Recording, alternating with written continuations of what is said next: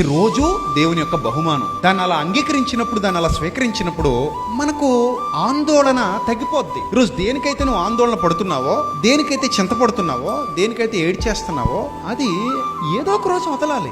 ఏదో ఒక రోజు నీ శరీరాన్ని, నీ ప్రాణం వదిలేస్తుంది. అది నిజమది. నువ్వు ఎంత కాదనుకున్నా ఇవన్నీ పచ్చి నిజాలు. అందుకే పౌలు భక్తుడు అన్నాడు, ఏడ్చివారు ఏడవనట్టు.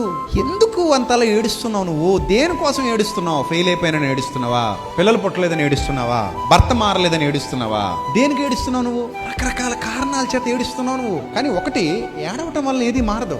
ఏడ్చే బదులు ప్రార్థించు. ప్రభువా, ఇది నా చేతుల్లో లేదు, నేను ఏడిస్తే ఇప్పటికిప్పుడు ఇదేం మారదు. నేను ఆందోళన చెందినంత మాత్రాన ఇప్పుడు నా కళ్ళ ముందున్న సమస్య నేను ఇమీడియట్ గా తీసేసుకోలేను. That is not possible. So నేను చేయగలిగింది ఒకటి మాత్రం చేయగలను. నీ సన్నిధిలో మోకరించి ప్రార్థన చేసి నీ భారము యెహోవా మీద మోపుము, ఆయనే నిన్ను ఆదుకొనును అనే మాటను బలంగా నమ్మి పట్టుకొని ప్రార్థన చేయగలను. కాబట్టి ప్రభువా, నీ సన్నిధిలో నిలబడి నేను ప్రార్థన చేస్తున్నాను. నా చేతుల్లో ఏమీ లేదు, నీ చేతికి సమస్తం అప్పగించేశాను. నా సమస్య ఇదిగో తండ్రి, నీ పాదాల దగ్గర ఉంది. నీకేదనిపిస్తే చెయ్యి ప్రభువా. నా చేతుల్లో ఉన్నదనుకో, నేను నా సాయి శక్తిలో కష్టపడతాను, దాని విషయంలో నీ సహాయం కోరతాను. కానీ నా చేతుల్లో లేని దానికి నేనేమి చేయలేను. అందుకని నువ్వు ఏడవాల్సిన పని లేని వాటికి ఏడవద్దు, ప్రార్థన చేయి.